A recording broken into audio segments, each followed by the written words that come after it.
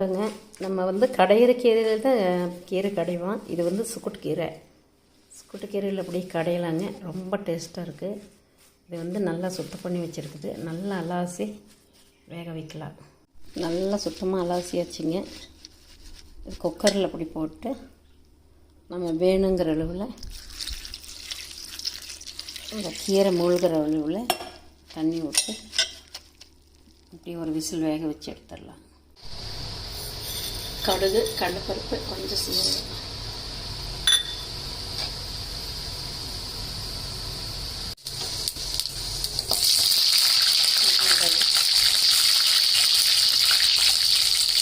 பூண்டு,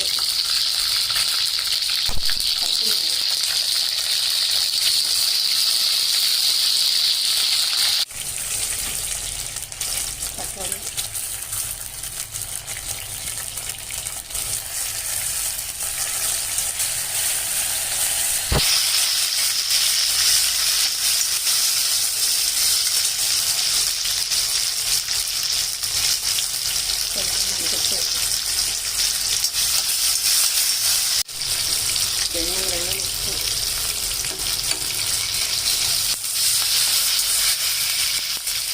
கீரை வேக வச்சது.